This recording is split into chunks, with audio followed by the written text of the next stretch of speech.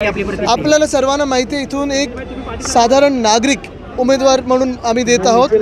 दरेकर त्यांचं काम तर आपल्या सगळ्यांना आधीचं माहिती आहे, पण आज आपण पाहतो इथे जनता सगळी रस्त्यावर आलेली आहे, कारण आम्हाला शिवसेना उद्धव बाळासाहेब ठाकरे पक्षाला आणि आमच्या उमेदवारांना पाठिंबा द्यायला आलेली आहे।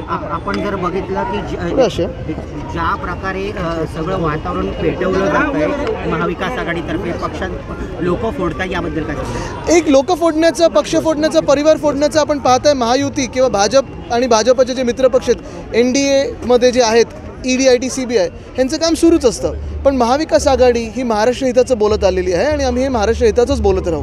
सर, तुमच्यावर आधी श्रीकांत शिंदे हे सातत्याने टीका करताय। मला वाटतं त्यांच्याकडे जास्ती लक्ष नका देऊ, त्यांची लायकी तेवढीच आहे, त्यांना जास्ती आम्ही किंमत देत नाही।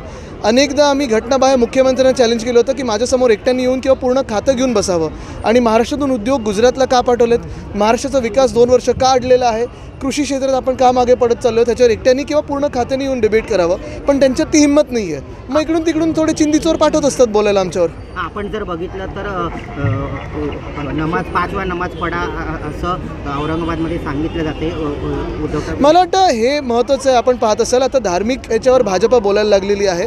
पहिला इंडिकेटर हाच असतो, जेव्हा जेव्हा भाजप मागे पडायला लागतं तेव्हा हिंदू मुस्लिम किंवा असे सगळे विषय आपण पाहतो ते आणण्याचा प्रयत्न करतात, आपल्यात तेढ निर्माण करायचा प्रयत्न करतात।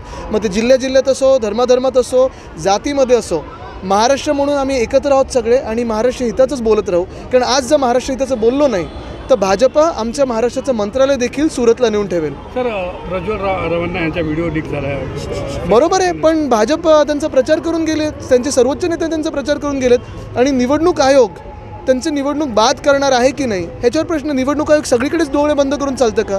अशा भयानक जिथे प्रकार होतात तिथे पण निवडणूक आयोग गप्प बसणार आहे का? देशात निवडणूक आयोग आहे की नाही हा प्रश्न आहे, आणि भाजप कारवाई करणार की नाही।